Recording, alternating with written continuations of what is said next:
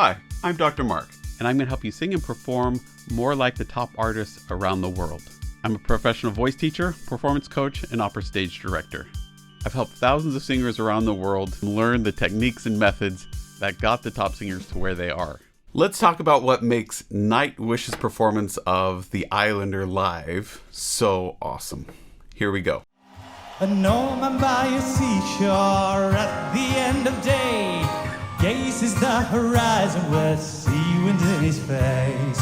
Tempest tossed island, seasons all the same, anchorage and painted and a ship without a name. Okay, so what are we seeing and what are we hearing? Well, what we're seeing is we're seeing this guy, long hair, who seems super relaxed, super comfortable, super confident. He's got this awesome guitar going on here. Other than that, it's relatively simple. His costume's relatively simple. He's putting his leg up on just this gray cylinder thing. So it's not like there's a huge amount of spectacle here. Musically, that's really important because there's not a whole lot of spectacle going on musically at this point either. Again, the key is what we're hearing in the music matches what we're seeing visually here. That's one of the things that makes it compelling and feel authentic and genuine. The other thing that makes it feel authentic and genuine is how relaxed and comfortable his body is and his singing. His singing is really speech-like. He is keeping the airflow consistent. He's making a nice, rich, colorful, expressive tone. But it's really on the speech side of the spectrum, which makes it so it also seems simple. It seems genuine. It seems authentic. It seems like the audience can relate with this. It's a great way to slow down a concert. He's come out on this thrust stage so that he's really in the middle of this audience. It's a really smart way to bring the audience back in, especially after a huge number or a bunch of sets where there is a lot of spectacle or where there's a lot happening further away from the general audience. I don't know where this falls in this particular concert, but my guess is it probably falls somewhere after a bigger set. You'll notice when he's singing that the speech-like quality is also that the placement is forward and that he's not swallowing it and putting it in the back of his mouth. He's just keeping it really easy, speech-like, unforced, unpushed. And he also seems to really focus on the words that he's trying to communicate and coloring them in a way that feels expressive. And that also makes it just really easy and simple and pleasant to listen to. It feels really just natural. Sea without a shore for the vanished one unheard. He lightens the beacon light at the end of the world, showing their way, lighting hope in their hearts. Once in their travels go what from afar. Okay, do you see the lighting in the background? This is blue, muted color. He's really in this kind of white, greenish-esque light, and so it really creates a sharp contrast. He's hotter, so it pulls the focus to him so that he really pops away from this background behind him. Even though he's a long distance away, if you look straight on, that's really important as a visual image to keep our focus right on him and still have this pretty background that's highlighting him, right? The other thing you're going to notice with what he's doing that's coloring some of the words and getting the unique sound and style that he's getting is that he's really lingering on some of these final consonants. The amount of time we spend on consonants versus vowels, it's a huge thing that delineates different styles. If you're singing classically, usually you're spending the majority of the time on the vowel, especially if you're singing Italian. If you are singing pop, then it's usually pretty balanced, still mostly the vowel, but we linger a little bit more on the diphthongs and on the final consonants, just a little bit more, maybe even internal consonants than we would classically. If we're talking country, we really gravitate towards lingering on those final consonants and on the diphthongs to give it that twang and to give that country-ish folk sound. And that's what he's tapping into here. He's creating this folk sound by really lingering on these final consonants. Eli jos mä soitan kertosäkeen, niin te varmaan laulatte mukana. Laulatte? Okei, sit se vedetään. This is for long forgotten light at the end of the world. Horizon crying, the tears he left behind long ago. One thing that I'm impressed with is how quickly he goes from speaking in a foreign language relatively easily and comfortably, fluidly, I'm not hearing a lot of stumbling there, back to English, and having the English being so kind of clean, Midwestern, as if I'm almost watching the news type of speech where I'm not hearing any really strong accent in there. So that's really, really fascinating that his brain is that agile and that able to just, with what he's doing with his mouth, go from foreign language to unaccented, clean, pure English. Wow, that's awesome. I also love how in the middle he kind of talks, reaches out to their audiences, takes a moment to listen to them. That's so cool. Again, he's bringing this audience right into him. So cool.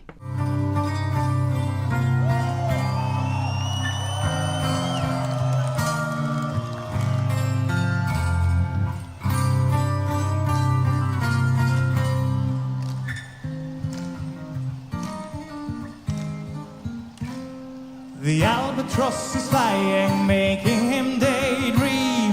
Time before he became one of the world's unseen.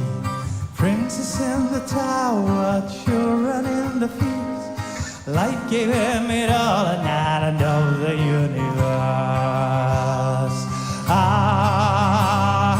Now his love's a memory, ghost in the fog. Sets the sails from last and saying farewell to the world. Okay, other thing I want you to pay attention to, when he sings these lower notes that are the kind of the bottom of his range, he's really focusing on keeping it snarly, forward, and bright. Nah, nah. Because if he doesn't, it's going to go back. And we're going to lose it. It's going to lose the consistency of the sound. The temptation, when we go to these lower notes, is to open that space and put it far back and try to make it warmer, richer, darker that way. That's usually not the best way to get those final last few notes. Like he's doing here, it's gonna sound snarly, ugly, whiny, bright, brassy, and probably not what you think it should sound like. But give it a try, and as long as you're keeping it easy and comfortable here, it's probably going to be a sound that sounds more consistent with your voice and carries better to the audience. Anchor to the water, see it far below.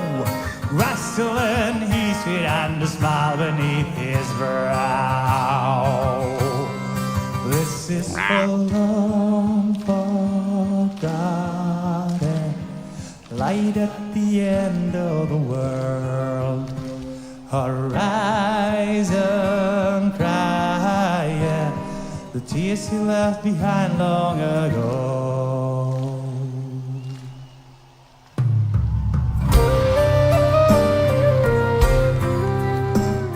Okay, I really love what I'm hearing here in terms of how he goes to this really bright forward sound to give it some edge, and then he pulls it back, that placement, so it's not as forward, not as speech-like. He gives a little extra air. It sounds a little bit aspirate at moments, and with that back placement, it softens it down. It makes it more intimate, less aggressive. And so just by how he's changing the placement, it's allowing us to go on this roller coaster of more intense, more engaged to more relaxed, easier, softer, more intimate, which is really, really exciting. Again, is he doing a ton here in terms of going all over the stage? Are the lights doing a lot here? No, but because he's being so deliberate about offering us contrast within what he's using, contrast in pitch, contrast in sounds, contrast in languages between when he's speaking and singing, all these different forms of contrast keep the sense of variety that we need to stay engaged.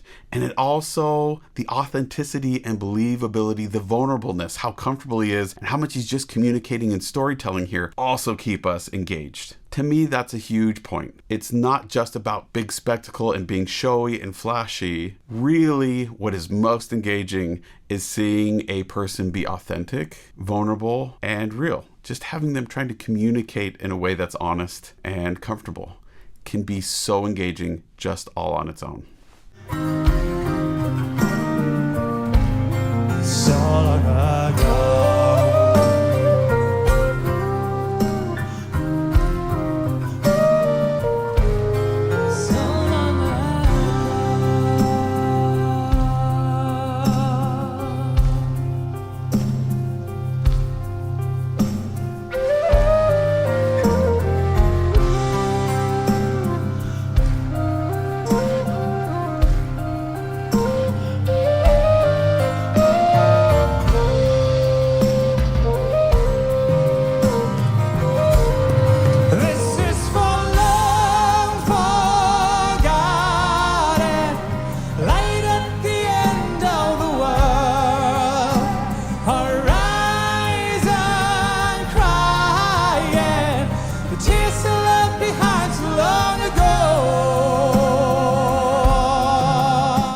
Okay, that really has kind of this Irish tenor sound to it. And for both of them, you're noticing these upper teeth come out, this open, yawning smile space, and this oropharynx in the back here in an A shape. You're hearing a lot of vibrato, just open, consistent airflow there at the top. I'm not hearing pushing, straining, screaming. They're just keeping a nice, easy, consistent airflow all through that. It's so fascinating me to watch this, and really exciting to hear how classical it is in nature. It really is a very classical sound. There are elements that make it not classical in how they're using vowels and consonants. They're finding a really interesting mix between kind of this pop, rock, metal sound in here that gives this folk feeling that just feels so easy and free and comfortable to listen to on the ears. And it's just really good singing. It just sounds like easily healthy, normal voice producing easy sound. The cool part on top of that is that what we're seeing with their bodies is the same thing. It's just comfortable, relaxed, easy. We're not seeing any strain or tension or force or push. Their bodies are free to respond to natural impulses and thoughts and feelings that are going on inside their body in the moment. Nothing's being held back. And that's what's really exciting. Now, when I say nothing's being held back, that also doesn't mean that they're throwing it all at us and being aggressive with it. No, they're not forcing it out at us either. They're just letting themselves be. Love it.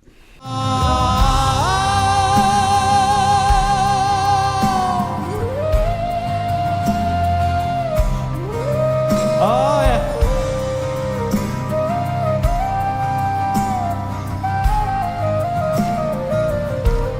So long ago.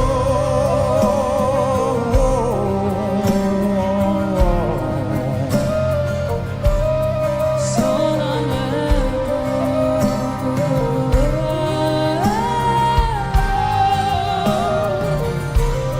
So long ago. Hear how bright and brassy that is? Again, new contrasting sound. A little harsher, brighter, brassier. That larynx is higher. He's really placing that sound really strongly in the sinuses up front and not keeping the space quite as open in the back. What's making it work is that airflow is still really consistent. He's not pushing and forcing at it. He is not straining and stretching and screaming at it. He's just changing the shape and where he's placing it, where that resonance is taking place. And that gives us this new sound that is really interesting and gives a more aggressive, edgy sound that again pulls us back into it. It was soft, then the edgy pulls us back in, puts us on the edge of the seat. And so this like forward and back, like we're listening to this conversation that is really taking us on a lot of emotions, even though it's so simple. So amazing.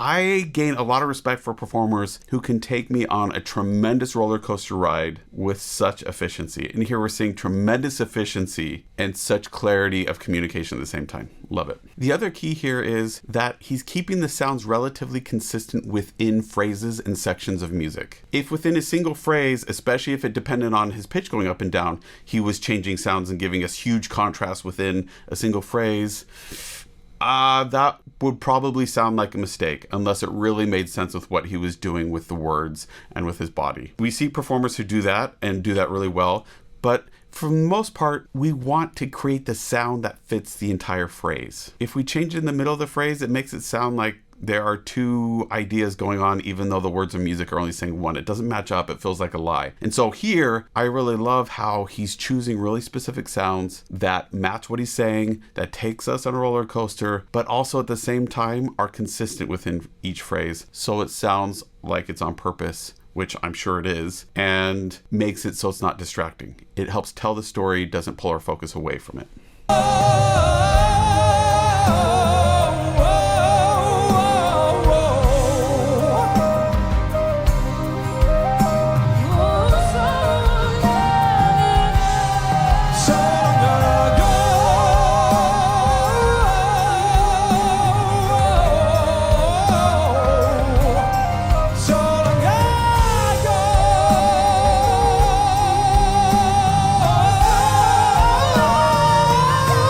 Okay, notice there are times when they kind of get scream and tension in there, but they're very short moments. and then they go right back to really healthy, efficient, comfortable, released singing. So they're just spending a little bit of vocal currency to get that edge, get that sound, get that emotion, and then they're back to something healthy. I also want to point out here, you'll notice, especially here at the end here as you're watching her sing, that tongue stays nice and flat and forward. Ah! And it's just an ah, that jaw released down and back and making efficient, easy sound. You also seeing the upper two smile thing come out. So cool.